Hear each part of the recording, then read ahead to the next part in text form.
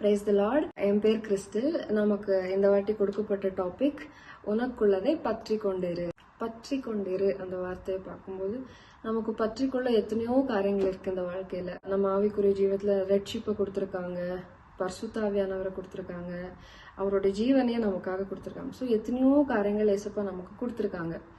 அதுல இந்த ரெட்ஷிப்னு பார்க்கும்போது ஏசப்பா நம்மளை தேடி வந்து நமக்கு கொடுத்ததுதான் இந்த ரெட்ஷிப். ஆனா பரிசுத்த ஆவியானவர் என்பது நம்ம அவர்கிட்ட போய் கேட்டு வாங்குறதுதான் பரிசுத்த ஆவியானவர். அப்போ பரிசுத்த ஆவியானவர் என் வாழ்க்கையில வரும்போது, நம்ம வாழ்க்கையில வரும்போது அவர் எந்தெந்த காரியங்களை நம்ம கூட இருந்து நம்மளை ஜெயமாய் நடத்துகிறார்ன்றத நம்ம பார்க்கலாம். எத்தனையோ காரியங்கள்ல பரிசுத்த ஆவியானவர் நம்ம வாழ்க்கையில ரொம்ப முக்கியமானவர். அதுல ஒரு 3 காரியங்களை மட்டும் நான் ஷேர் பண்ணிக்கிறேன். முதலாவதாக பரிசுத்த ஆவியானவர் எனக்கு ஒரு பலனா இருப்பார்.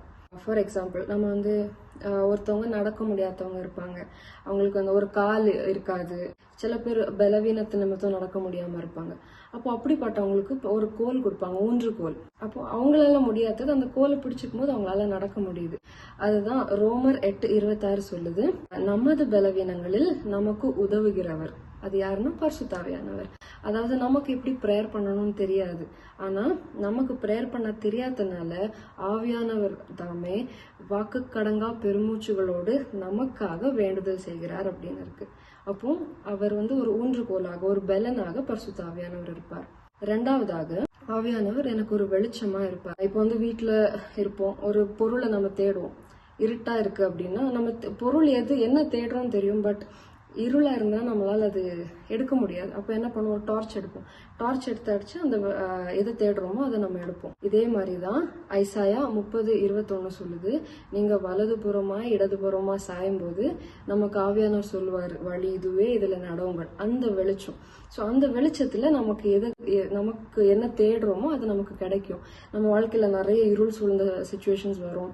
நம்ம எங்க போகணும், என்ன பண்ணணும் தெரியாம ஒரு இருட்டான சுச்சுவேஷன்ஸ்ல ஆவியானவர் வழி இதுவே, இதுல நடவுங்கள் வெளிச்சத்தை அவர் நமக்கு தருவார். அதாவது நமக்கு எந்த ஒரு காரியத்திலையும் வெளிச்சத்தை தந்து அது சரியா செய்யறதுக்கு ஆவியானவர் நமக்கு உதவுவார். 3வதாக ஆவியானவர் நமக்கு மறைவிடமா இருக்கிறார். மறைவிடம்ன்றது ஒரு வீடா எடுத்துக்கலாம், ஒரு மறைவு. இப்போ நம்ம வெளியே எங்கேயோ டிராவல் போயிட்டு இருக்கோம், அப்போ வந்து மழை வர மாதிரி இருக்கு. அப்போ ஃபர்ஸ்ட் என்ன யோசிப்போம், ஃபர்ஸ்ட் எப்படியாச்சும் சீக்கிரம் போகணும், நம்ம வண்டியை ஃபாஸ்டா ஓட்டணும், எப்படியாச்சும் வீட்டுக்குள்ள போய் சேர்ந்துடணும், மழையில நனைஞ்சிடக்கூடாது அப்படின்னு சீக்கிரமா போவோம். அப்போ நம்ம வந்து அந்த மழைக்கு ஒதுங்குறோம். அதே மாதிரிதான் சங்கீதம் 27:5 சொல்லுது, தீங்கு நாளிலே அவர் என்னை கூடார மறைவில் மறைத்து ஒளித்து வைக்கிறார் அப்படின்னு. நம்ம வாழ்க்கையில எத்தனையோ சத்ருக்களினுடைய திட்டங்கள், பிசாசுடைய திட்டங்கள் எல்லாவற்றுக்கும், எத்தனையோ தீமையான காரியங்களுக்கு ஆவியானவர் மறைத்து வைக்கிறனாலதான் எந்த தீங்கும் நம்மள அணுகாம இருக்கிறது.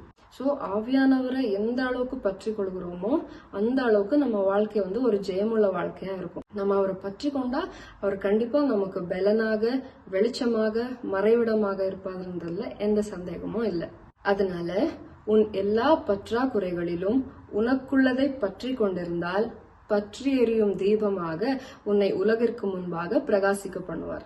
தேங்க்யூ. God bless you.